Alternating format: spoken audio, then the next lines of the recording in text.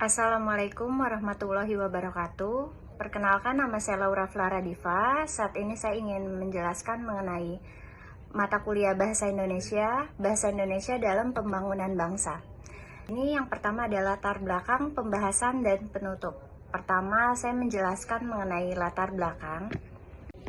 Bahasa Indonesia sebagai bahasa nasional dan bahasa negara dalam pembangunan bangsa sebagai perisai pemersatu yang belum pernah dijadikan sumber permasalahan oleh masyarakat.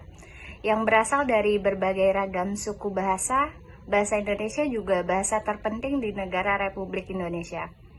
Karenanya, kedudukan bahasa Indonesia antara lain yaitu sebagai bahasa nasional, lambang kebanggaan nasional, lambang identitas nasional, alat pemersatu seluruh bangsa Indonesia, dan alat penghubung antar budaya daerah. Berikut pengaruh penggunaan bahasa Indonesia terhadap pembangunan bangsa. Bahasa Indonesia mempunyai fungsi-fungsi tertentu yang digunakan berdasarkan kebutuhan seseorang. Oleh karena itu, seseorang dapat mengekspresikan dirinya sehingga fungsi bahasa Indonesia sangat beragam. Bahasa Indonesia juga sebagai alat untuk berkomunikasi, baik bagi manusia secara lisan maupun tertulis. Dalam kehidupan berbangsa dan bernegara, bahasa berperan sangat penting. Oleh karena itu, bahasa merupakan simbol yang dihasilkan oleh alat ucap yang biasa digunakan oleh sesama masyarakat dalam kehidupan sehari-hari. Hampir semua aktivitas masyarakat menggunakan bahasa, baik secara lisan maupun tertulis, dan bahasa tubuh masyarakat berinteraksi satu sama lain dan bersosialisasi menggunakan bahasa itu. Sehingga begitu pentingnya peranan bahasa dalam kehidupan bermasyarakat. Seiring perkembangan zaman, bahasa terus berkembang beradaptasi dengan lingkungan di bawah arus perkembangan pemakaian bahasa pada era globalisasi.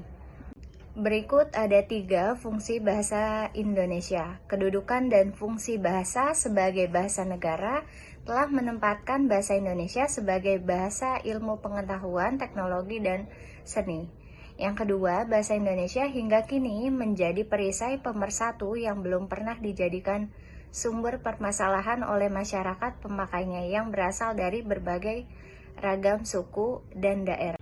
Bahasa Indonesia memiliki kepentingan dalam pembangunan dalam semua bidang, terutama dalam pendidikan karakter masyarakat. Juga tidak kalah penting terhadap pemohon ini karena masyarakat itu sendiri yang menjadi bagian dari proses pembangunan. Sebaiknya kita sebagai generasi muda atau generasi Z, milenial, mempunyai kesadaran dalam menggunakan bahasa Indonesia yang baik dan benar di dalam sektor kehidupan dalam langsung di era abad ke-21. Kita harus menjunjung tinggi bahasa Indonesia ini karena banyak sekali bahasa-bahasa globalisasi atau yang sedang tren seperti bahasa Jaksel. Fungsi bahasa Indonesia dalam pembangunan bangsa yakni sebagai perisai pemersatu yang belum pernah dijadikan sumber permasalahan oleh masyarakat pemakainya yang berasal dari berbagai ragam suku daerah. Bahasa Indonesia juga berperan penting dalam pembangunan bangsa karena bahasa Indonesia merupakan bahasa resmi kenegaraan yang berperan penting dalam memajukan pembangunan masyarakat dalam berbagai aspek kehidupan yang akhirnya mendorong kemajuan dalam berbagai aspek kehidupan dalam pembangunan bangsa. Ini contoh-contoh bahasa Indonesianya yang biasa kita gunakan dalam kehidupan sehari-harinya. Ini juga contohnya.